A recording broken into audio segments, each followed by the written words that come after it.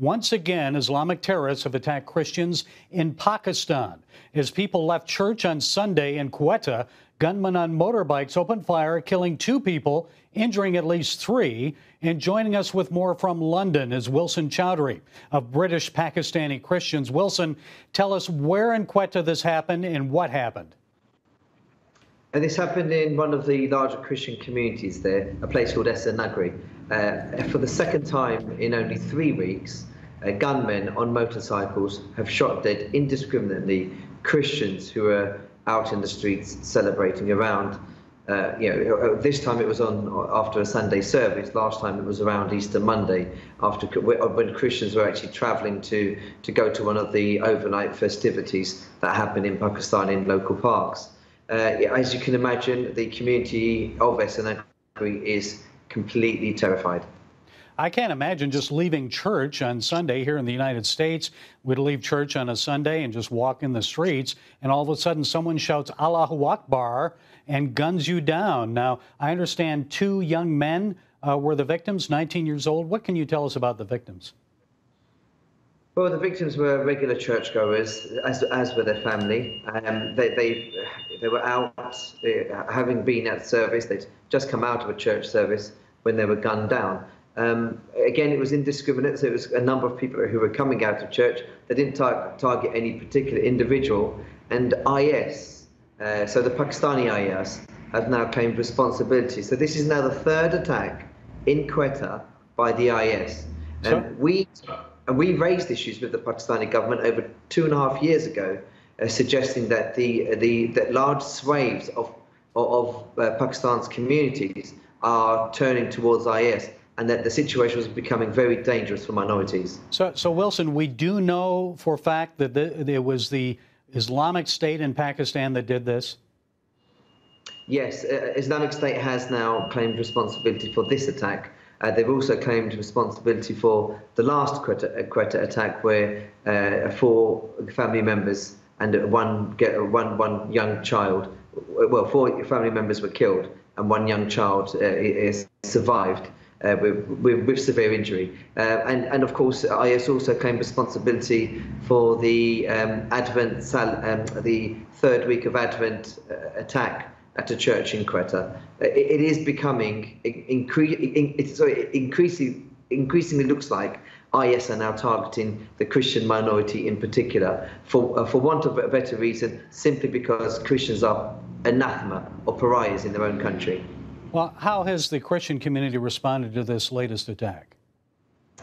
There was an immediate protest that took place, a small one, and there have been several protests today calling for the government to provide better protection.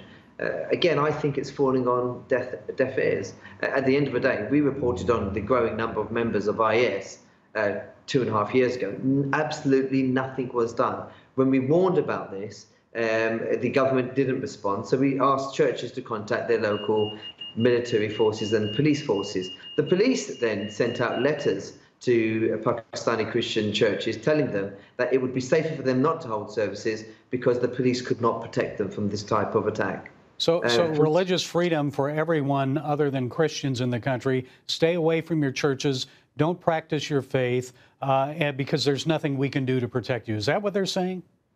Well, exactly. I mean, if you look at how Pakistan's forming, even some of their legislation, only a month ago, Pakistan created a new law in the country stating that you cannot change your faith from Islam to any other minority faith, but you can change your faith from whatever minority faith you hold to Islam, indicating that there is simply one bias in Pakistan.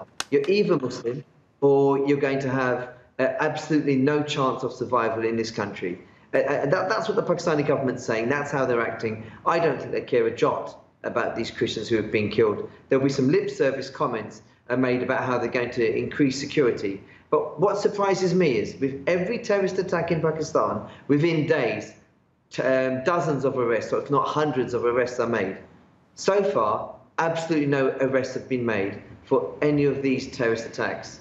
Okay, Wilson, we saw Christians in Quetta killed, as you mentioned, Easter weekend, and a church attack just before Christmas.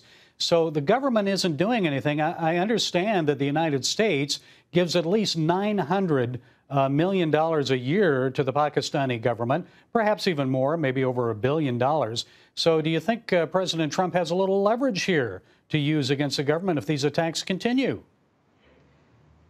If I'm correct, I believe President Trump has already placed Pakistan on a special watch list and has, well, from the messages I remember, President Trump had already threatened to suspend funding until an improvement was made in the situation regarding how funding was being used in Pakistan, and equally the rights of minorities whose rights have disintegrated over the last few years.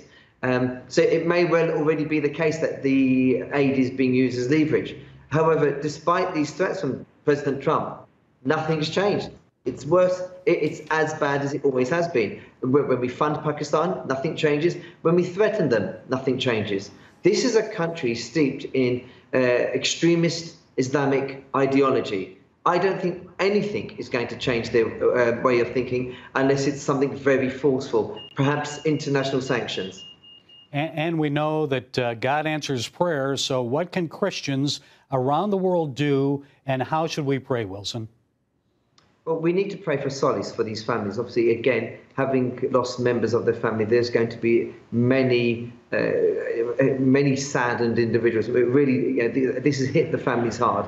They're traumatized completely by what's happened. I mean, some of these victims are quite young. Some of them are children. Yes, they've survived the attack, but they're going to be scarred for life.